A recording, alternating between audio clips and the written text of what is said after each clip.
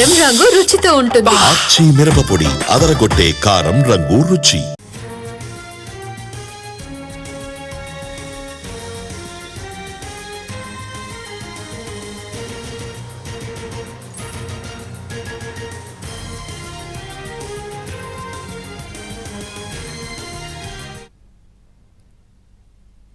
సృష్టి test tube baby centre కేసులో దర్యాప్తు ముమ్మరం చేశారు పోలీసులు. సరోగసి పేరిట మోసాలకు పాల్పడుతున్న కేసులో 17 మందిని అరెస్ట్ చేశారు. డాక్టర్ నమ్రత కస్టడీ విచారణ ముగిసింది.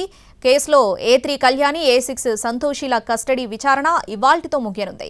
పేదరికంలో మగ్గుతున్న భార్యాభర్తలకు డబ్బులిచ్చి బిడ్డల్ని కొంటున్నట్లుగా పోలీసులు గుర్తించారు. కొన్న బిడ్డలను సరోగసి ద్వారా పుట్టారంటూ దంపతులకు అప్పగిస్తున్నట్లు కనుగొన్నారు. సృష్టి కేసులో అరెస్ట్ అయిన వారిలో ల్యాబ్ టెక్నీషియన్, డాక్టర్లు, ANM ఏజెంట్స్ ఉన్నారని తెలిపారు.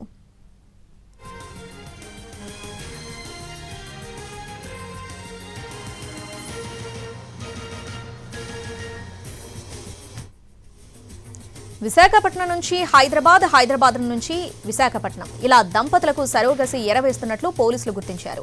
గ్రామీణ ప్రాంతాల్లో మెడికల్ క్యాంపులు నిర్వహించి డెలివరీకి ఉన్న వారి ఆర్థిక స్తోమతలు చూసి ఎరవేసేవారని తెలిపారు. చైల్డ్ ట్రాఫికింగ్ అంశాలపై గోపాలపురం పోలీసులు విచారణ కొనసాగుతోంది.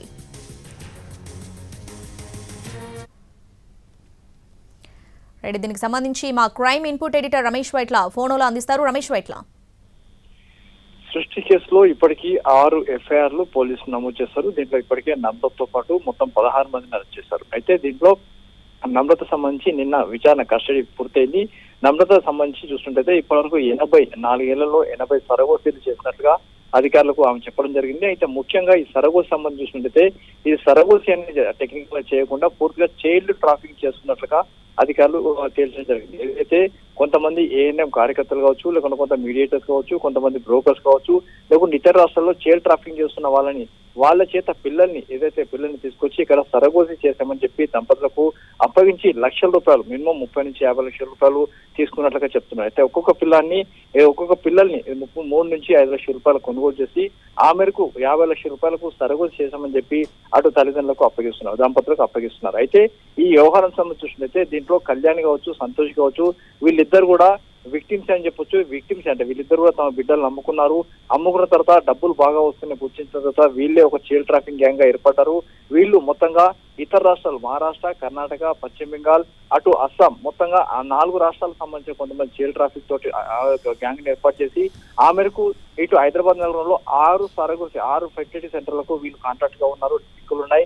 నమ్రత ఈ మేరకు వీళ్ళతో కాంట్రాక్ట్ పెట్టుకుని సరగోసి చేస్తున్నామని చెప్పి డబ్బులు తీసుకొని పిల్లలు చైల్డ్ ట్రాఫికింగ్ చేసి వాళ్ళకి అప్పగిస్తున్నారు. అయితే దాదాపు 5 రోజుల పాటు కళ్యాణి, సంతోష్ను విచారించిన అధికారులు ఈ రోజు కస్టడీ ముగియడంతో ఈ రోజు సాయంత్రంలో కోర్టులో హాజరుపరచబోతున్నారు. వీళ్ళు ఏమేమి చెప్పారనే విషయం కూడా సాయంత్రంలోగా పూర్తి వివరాలు బయటకు వచ్చే అవకాశం ఉంది. Right Ramesh Vaitla, thanks for the updates.